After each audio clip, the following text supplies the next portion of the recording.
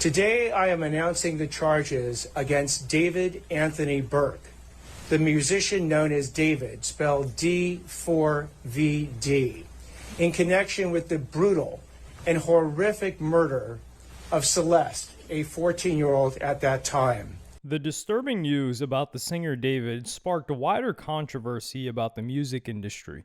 David isn't the first, nor will he be the last musician to engage in truly evil behavior, but it is some of the most despicable we've ever seen. But sometimes the music industry provides the right kind of environment for the wrong type of person. Wherever there's power and money, there's people who have messed up minds who do weird stuff, and they're friends who make money with them who don't want to lose money, so they just kind of keep the secret between them. And often, music which people feel a deep personal connection with was actually performed by an emotionless and psychopathic monster. He's the most dangerous child offender I've ever met, because he shows no emotion, he shows no sympathy, he shows no guilt, and in this case, the evidence is overwhelming. We're going to take a look at some of the most heinous people to ever sign a record contract and make it to popularity, starting off with the most disturbing case this decade. On April 20th, 2026, David was charged with the brutal murder of his former, what he considered, girlfriend, a 14-year-old girl named Celeste Rivas. As more and more evidence surfaced, the world began to witness the complete absence of any shred of humanity. They say that the body was severely decomposed, head partially skeletonized with an absent left eye. While Celeste's body was decomposing, David did multiple interviews, concerts, and live streams. His most brazen act was to invite the streamer Sakura over to his home and apologize about the smell. I apologize in advance for the way my bathroom smelled. I took a shit like 2 hours ago. I don't care, I just took a Another one? Tight shit. That's what I'm talking about. Yep. The owners of the rental property have been so concerned about what happened within this home that they hired their own private investigator who discovered that there's more than one victim. I've had 2 minors separately come to me. One of them has tons of photo evidence, including from February 14th, on Valentine's Day, and them together. I mean, romantically together. And she's underage. The minor and David. Yes, minor and David together in the rental house that my client owns. So, and there's no disputing it. It's not like you only see part of them. They're together, taking pictures into a mirror, and so they're together. And so I encourage her to go to law enforcement. Celeste is not in those pictures, to Celeste's be clear. not in those pictures. And Celeste, and this girl doesn't know Celeste. And she knows who she is now, but she didn't know her.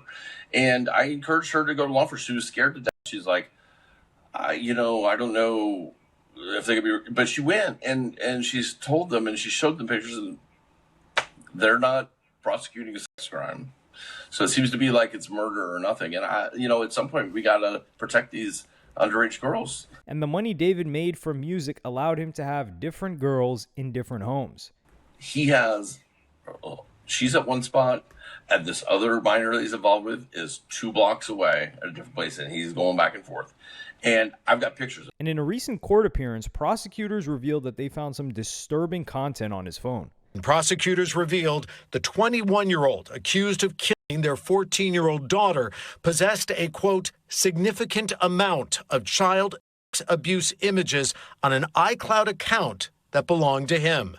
Citing the sensitivity of the images involving children, a judge denying cameras in court as the proceedings continue. There are also some unconfirmed statements from alleged victims circulating around on the internet, one of which states, "Hi everyone, I know nobody knows who I am, but I was a victim of David Burke. I'm just going to say how happy I am to see him arrested. My identity has remained hidden because I deserve a life outside of this case, and I went through a lot with David.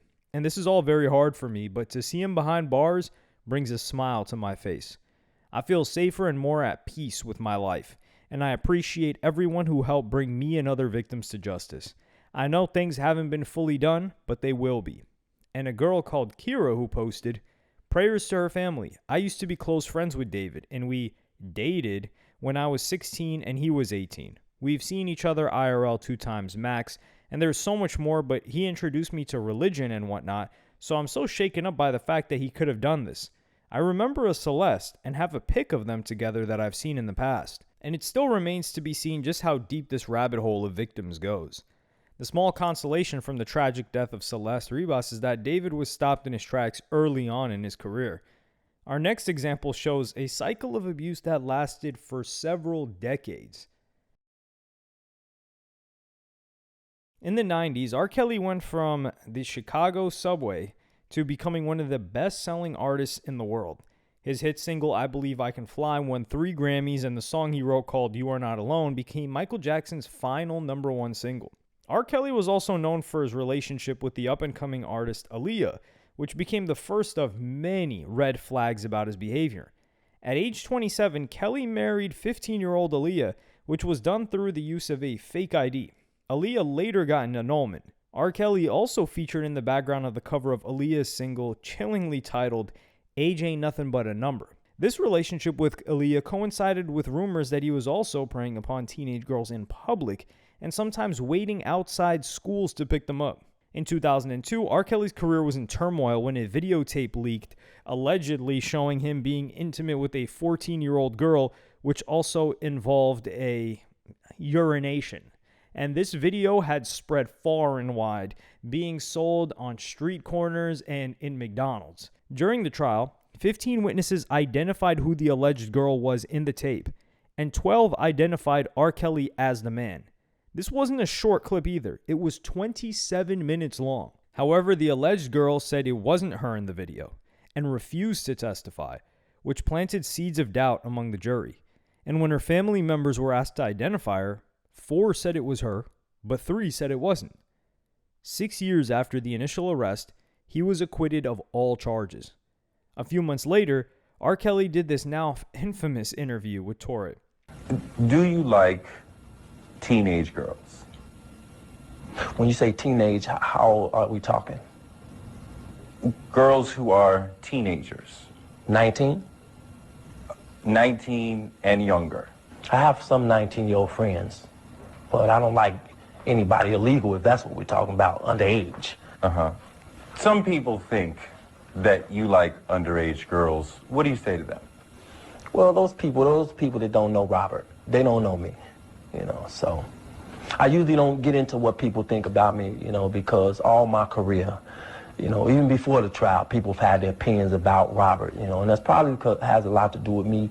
I kind of shy away from the crowd, because I'm always in the studio, digging deep into the basement all the time of my house, creating music. So, people, when they don't know you and they can't really touch you like they could someone else, they seem to form opinions or have thoughts about you that they like to, think. But throughout the 2010s, R. Kelly still maintained a relatively successful career, and even collaborations with some of the biggest artists of this era, including Kanye West, Lil Wayne, and Future.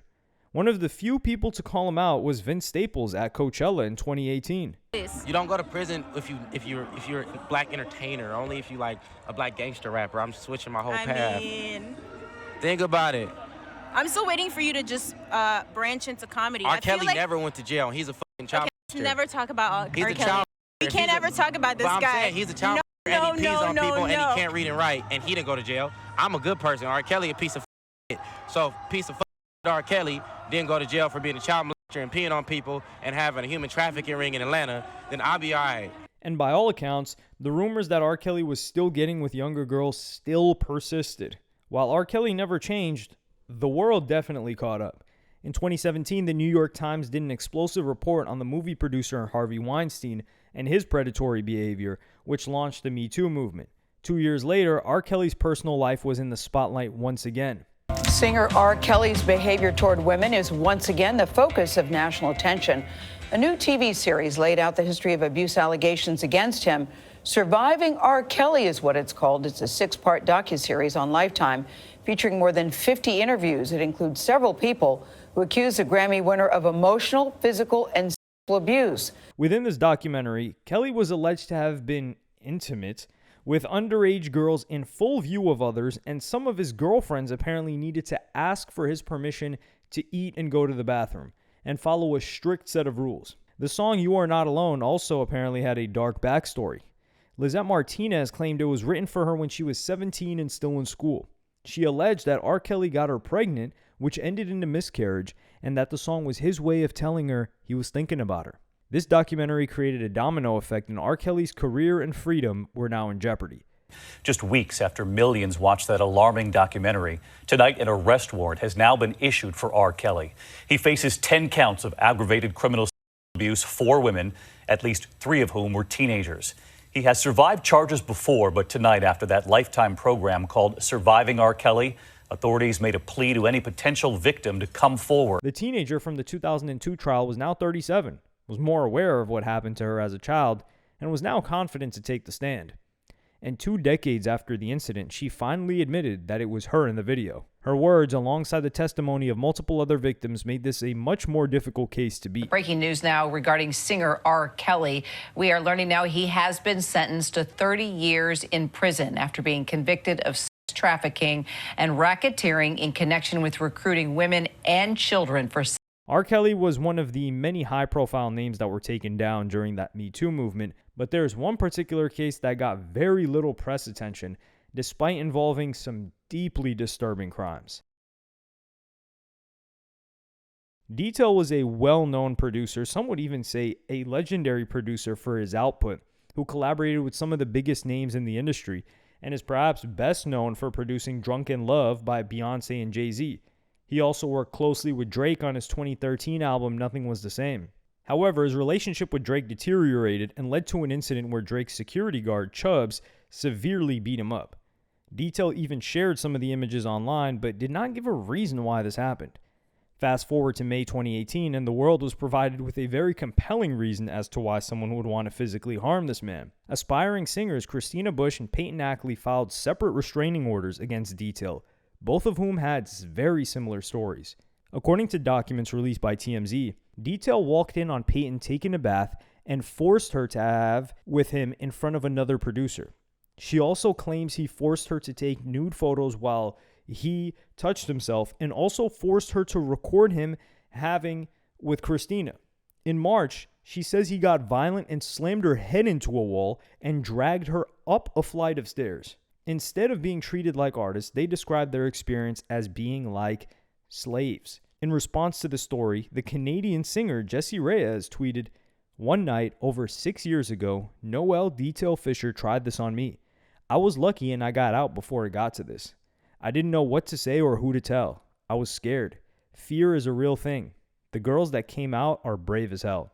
This led many fans to speculate that Detail was the inspiration behind her song Gatekeeper, which was about sexism in the music industry. In one verse, she sings, 30 million people want a shot. How much would it take for you to spread those legs apart? On a now deleted follow-up post on Instagram, she wrote, "Yes, this is who Gatekeeper is about. My experience didn't get this awful. I hope these women find justice." And Jessie Reyes was someone that was able to find success, even though she didn't have to go through Detail to get it. But other victims soon came out of the woodwork too. BB Rexa, another star, retweeted Reyes' tweet and wrote, "It's scary for females to come out and say something. Those women are strong. He tried to do the same thing to me when I was a new artist." The most detailed response came from the Detroit artist Nisha Nishay, who wrote on Instagram, "I wasn't going to ever do this, but I gotta get it off my chest. Y'all remember when I went to work with Detail in LA? Mind you, my team of 4 men were there with me. I was there for 12 hours. I recorded 9 records," he wrote. "I have not seen or heard not one of those songs. Not only that, he did come into the booth while I was working, touching on me and trying to convince me to keep working amidst that. Not only had I felt undervalued, he would ever try me, but there were 4 people with me that would have body bagged this dude over this ish. I didn't know what to do. I didn't know what to say. Having experience being as a child, I was frozen and hurt. And I was even more sick I never got my songs. Probably because I didn't throw my, which I ain't ever had to do to get where I am. So, bye. If you're in the industry, you know it's a game where people will try you. If that's something you're into to get where you're going, whatever, but it's not my cup of tea.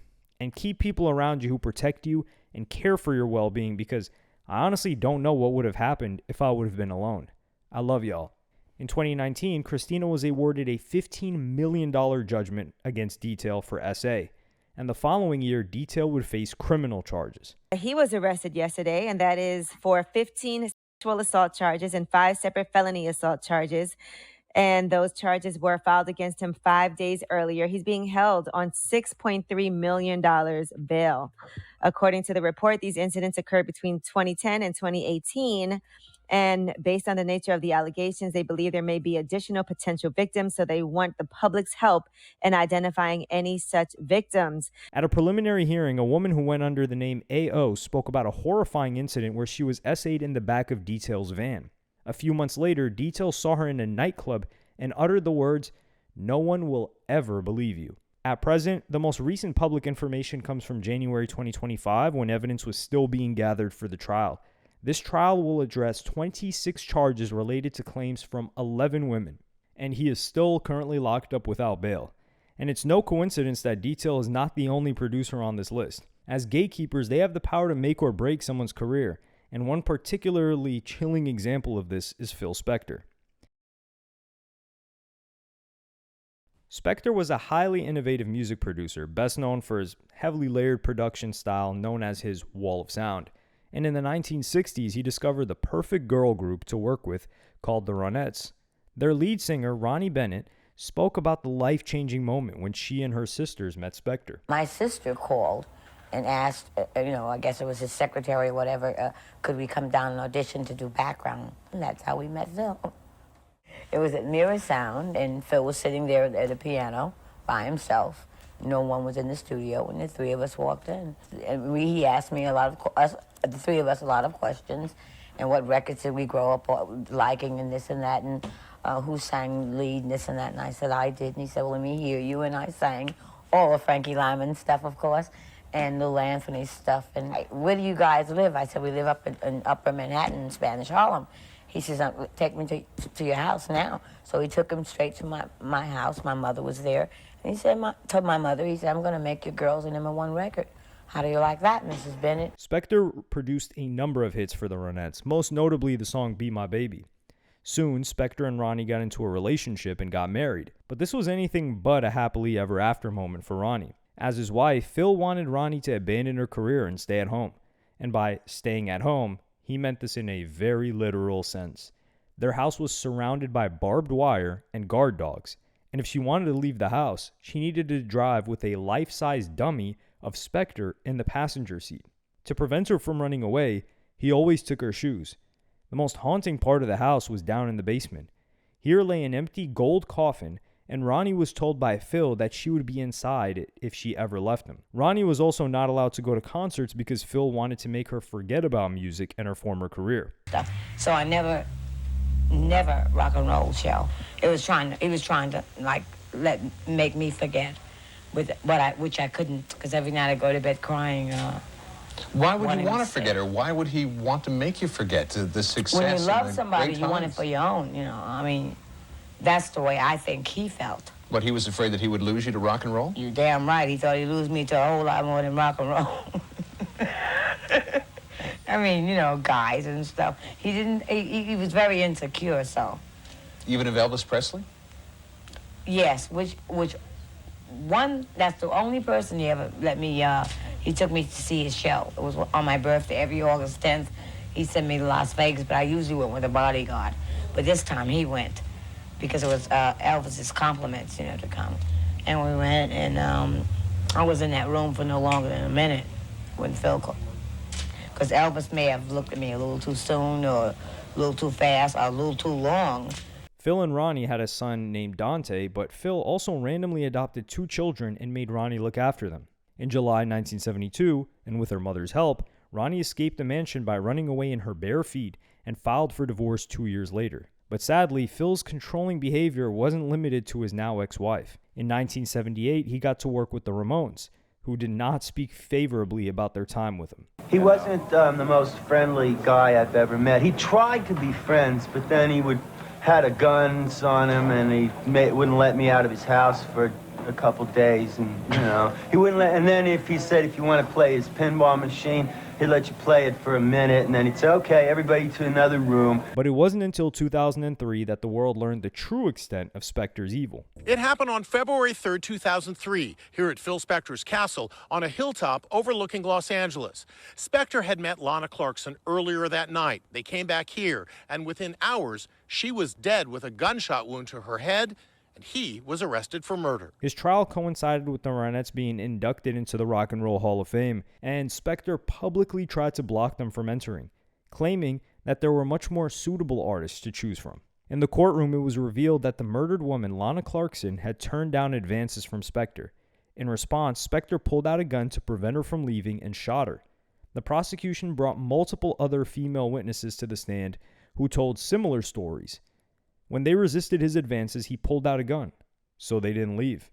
Spector was sentenced to life in prison and passed away in 2021, with Ronnie remarking that he was a brilliant producer but a lousy husband. In recent years, Phil Spector's personal life has cast a really dark shadow over the music he produced for artists such as the Ronettes, the Beatles, the Ramones, and many others. However, his song Then He Kissed Me has been covered by an artist whose past is even more disturbing than Spector's, and that's Gary Glitter.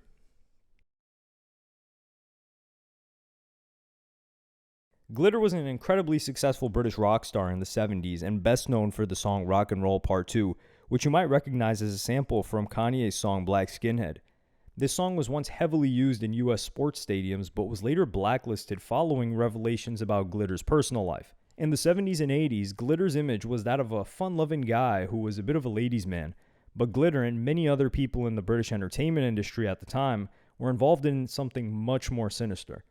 There's one chilling clip from British TV where a young woman was filmed alongside Gary Glitter to her left and TV presenter Jimmy Savile to her right, both of whom would go down as some of the most prolific predators in British history. Gary, have you ever seen a lady this shy before? She's shy, but now she's, what is she? Red hot! She's red hot. She's red hot. I will let you give her a Jim will fix it badge if you promise to release that as a single.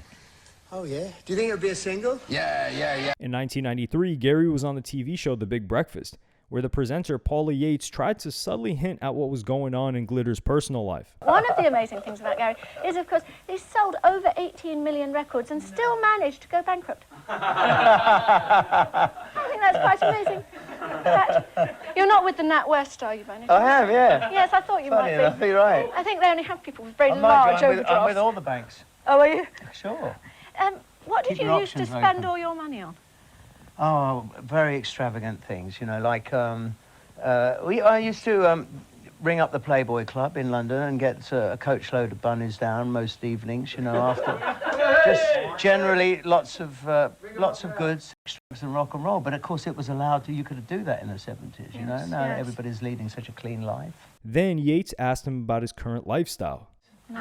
Who do you coach down to your house now? No, you. That was a quick. You sneaked that one in. I've got a couple of good friends that come around. Have you? Yeah. Are they very young? Whenever I think of you, I I was do very imagine young. you with rather young, nubile girls. Well, yeah, that's quite. I mean, yes. What do you call young? 24, 23, that sort of That's age. quite young, yes. There's no need to be mean. See, all the other ones are married. I mean, I missed out, you know. I suppose. 4 years later, Glitter's true nature was exposed when he brought his laptop into a computer store to be repaired.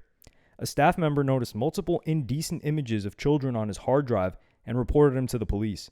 The police then searched his home and found even more images. He was arrested 1 day before he was scheduled to appear on BBC TV's Children in Need charity special.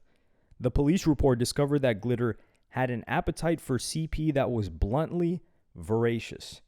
In court, he pleaded guilty to 54 counts of indecent child images and was sentenced to 4 months in prison. Upon release, he became a hated figure in the UK and moved abroad. However, because he was no longer recognized, he now had the ability to revert back to his ways. In Cambodia, he was forced to leave due to SA allegations against young boys. And in Vietnam, he was convicted of SAing 2 Vietnamese girls, aged 11 and 12, and sentenced to 3 years in prison. In 2011, Jimmy Savile passed away, which meant that the British press were able to talk about his allegations without fear of being sued. It was discovered that Savile could potentially have abused up to 1,000 girls and boys. In response, the UK Metropolitan Police launched Operation U-Tree, which investigated abuse allegations committed by media personalities. Among the more obvious suspects was Glitter, and in 2015, his past finally caught up with him again. It's the look of a pop star turned pedophile who has finally fallen from grace. As Gary Glitter arrived for sentencing today, gone were both the glamour and the rock. Instead, there was just a prison van, as the singer, under his real name of Paul Gadd, would go on to be told by the judge his offences against 3 schoolgirls were truly appalling crimes.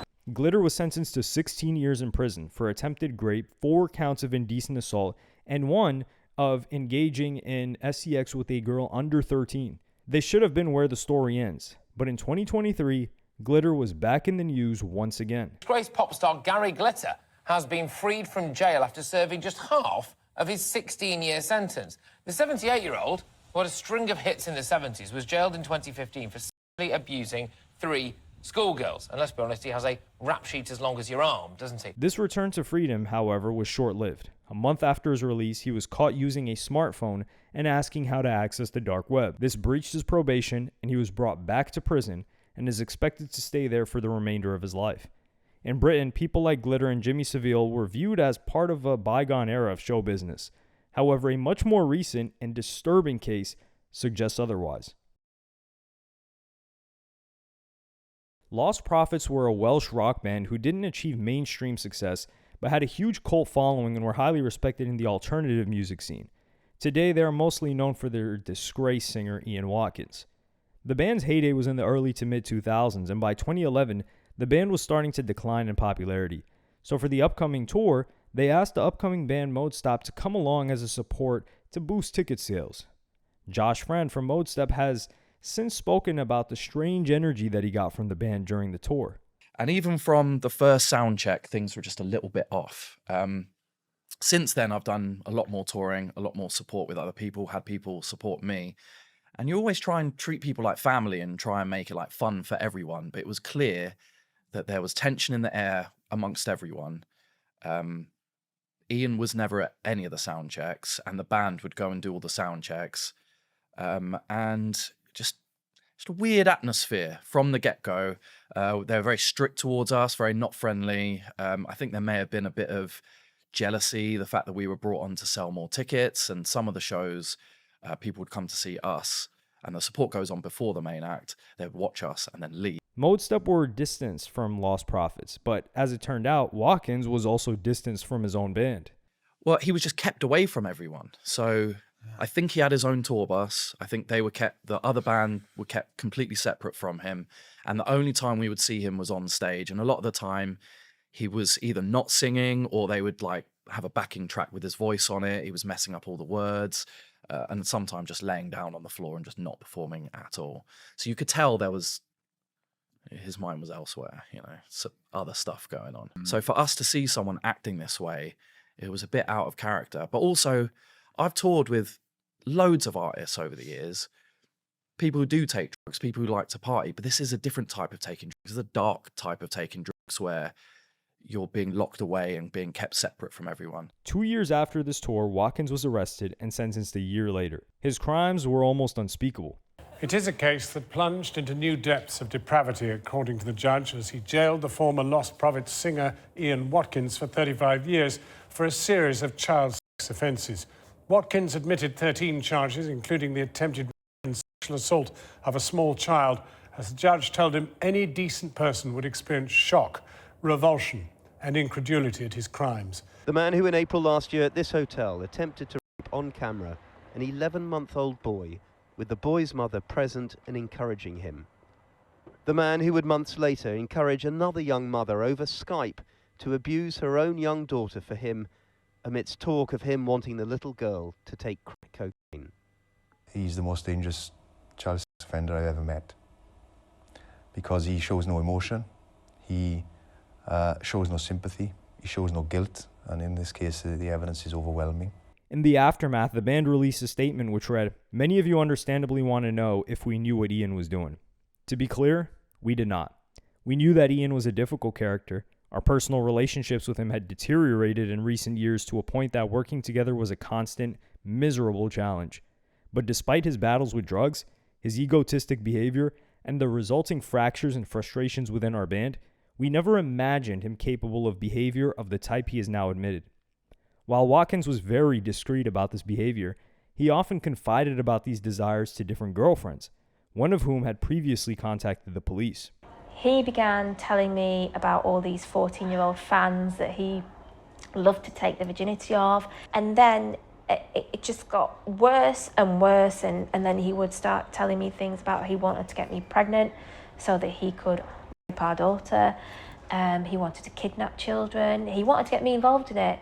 It was in December 2008, almost 4 years before his arrest, that Joanne Majelix claims she first reported Ian Watkins to South Wales Police.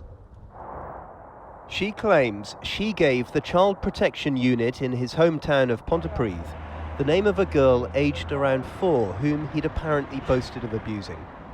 She'd be interviewed by her local force in West Yorkshire, but eventually told, she claims, by a detective sergeant in South Wales Police that the investigation was being dropped. Watkins also had computer equipment with a storage capacity 5 times the size of that used by the South Wales Police Force. The password for his laptop, as the police found out, was IFUCK, kids with the Z. In prison, Watkins became a target for other offenders, and in 2023 he was viciously attacked. So Ian Watkins, who you might know as the lead singer of Lost Prophets, but who I know as a child abuser, has been attacked in Wakefield prison and is now left critically injured. They say he's on life support from his serious injuries. I just see this as incredible amounts of karma. Maybe he shouldn't have touched children. And in 2025, he was attacked even more severely. Singer Ian Watkins, who was jailed for child sex offences, has been killed in an attack in prison. The former Lost Prophets singer, who was convicted in 2013, was attacked in Wakefield prison this morning. And there was nothing really evident from the music of Lost Prophets that alluded to the behavior in any way. Varg Vikernes, meanwhile, was very much a musician whose music and disturbing behavior was heavily intertwined. In the early 90s, a really dark and disturbing subculture called black metal rose to prominence in Norway. Varg Vikernes became one of its leading figures because of his popular band Burzum, but also because of his willingness to embrace the dark themes associated with this movement. This music scene wanted Norway to return to its pre-Christian origins during the time of the Vikings, and this philosophy often had undercurrents of white supremacy. What gave this movement mainstream attention was less to do with the music and more to do with what was happening to the churches all over Norway. This is the type of music believed to be responsible for a wave of attacks on churches in Northern Europe. Called black metal music, it's overtly anti-Christian and synonymous with satanic worship. This church in Bergen, Norway, was burnt to the ground. In all, 30 Norwegian churches have suffered a similar fate.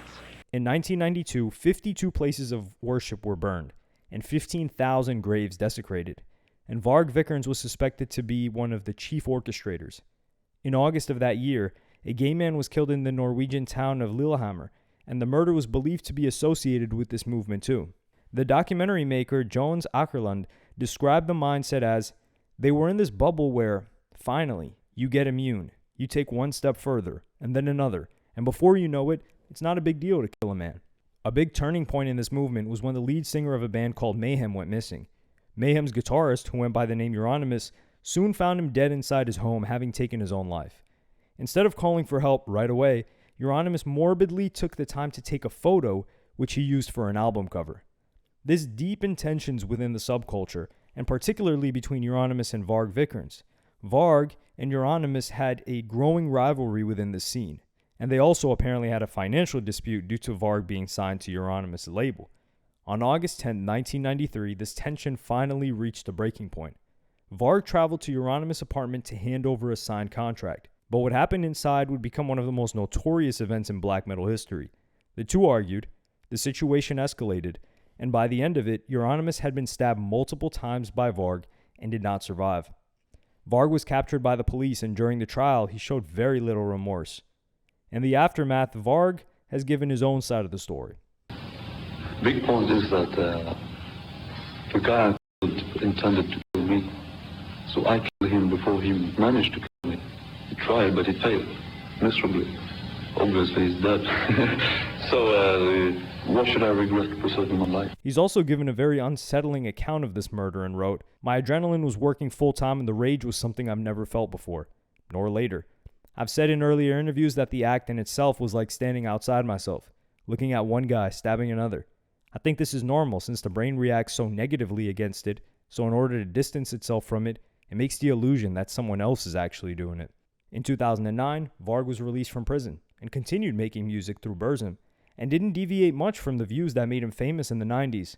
He later moved to France, where in 2013 he was arrested on suspicion of planning a terrorist attack when his wife legally purchased a rifle. The following year, he was convicted in a French court for inciting racial hatred due to his writings about Jewish and Muslim people. This resulted in a suspended sentence and an €8,000 fine. But despite all of this, Burzum continues to release music, and is still relatively popular for a niche artist. Many fans have simply learned to separate the art from the artist. While I am a fan of black metal, I'm a fan of it because I like how it sounds. I like the style. I like the genre. It's not because I am totally in with the ideology or I follow the exploits of its figureheads. I have no clue what true black metal is. I couldn't care less. All I know is that I like what I hear when I hear what I like. And he's not the only artist on this list where people feel that their music is too good to ignore. We should be hearing R. Kelly a lot. We should be hearing R. Kelly like you would hear Mary J. Blige, because R. Kelly has had records. What? Bangers. Is that remix to Ignition? And while people say they've stopped listening to David and Lost Prophets, the Spotify numbers don't lie. So even if the music was created by an absolute monster, if it sounds good, people will still listen to it.